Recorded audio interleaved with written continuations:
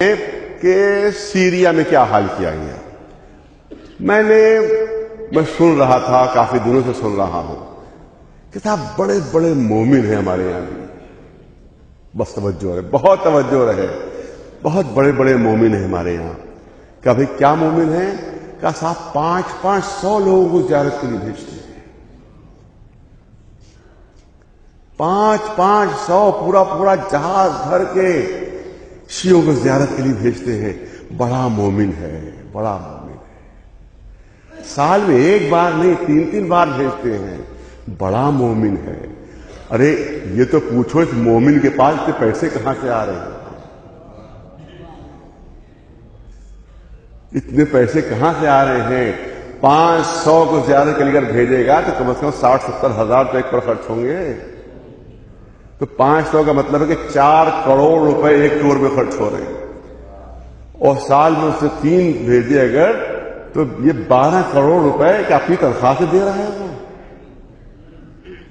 شام میں جاتے تھے، یہ قافلے شام میں جاتے تھے. اب کوئی قافلہ نہیں جا رہا ہے، ان کا کام پورا ہو گیا، مشن پورا ہو گیا. بہت توجہ رہے، مشن پورا ہو چکا ہے. ان کو جا کے وہاں گندی گالیاں بکتے تھے، نام لے کر گندی گالیاں، اس طرح کی حرکتیں، اس کے ویڈیو بنتے تھے. اور وہ ویڈیو تھے وہ شام میں عرب کی جو سنی ہے ان میں پھیلائے جاتے تھے. اس کے بعد میں نفرت پیدا کی گئی، ان میں نفرت شیعوں سے پیدا کی گئی.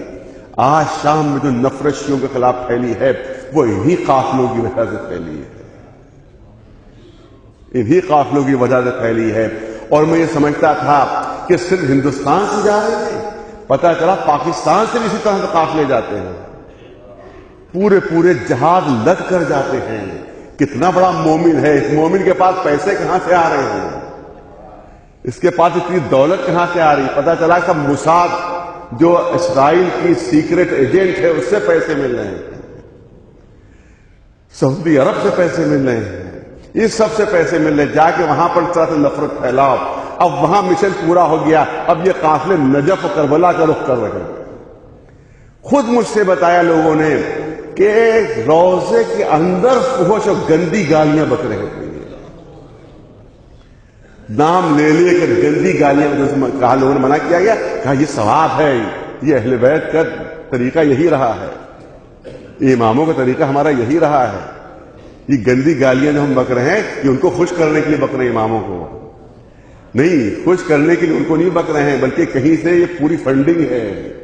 اب یہ جب عراق کے سنیوں میں پہنچیں گے سب یہ ویڈیوز، یہ سب کیسے پہنچیں گے، تو اس کا مطلب ہے عراق میں بھی وہی صورتحال پیدا ہوگی.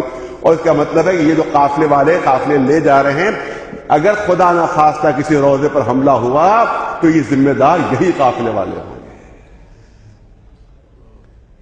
یہی قافلے والے ہوں گے. جب وہ دیکھیں گے کہ روضوں کے اندر گالیاں اس طرح غلیظ دی جا رہی ہیں تو کہیں گے وہ روضوں ہی کو ختم کر دو، روضوں ہی کو مٹا دیا جائے.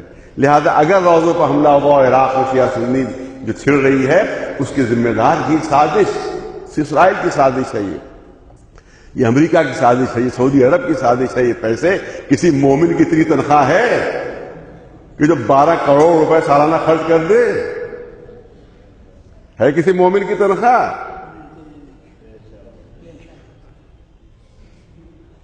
تو اس کو سمجھیے، اس کو سمجھیے. بہت خوش ہوتے ہیں، ارے صاحب مفت جا رہے ہیں. جائز نہیں ہے، حرام کا پیسہ ہے، حرام کا پیسہ ہے کہ جس سے زیارت کے اوپر لے جایا جا رہا ہے، حرام کا پیسہ ہے. تو زیارت جائز نہیں ہوگی.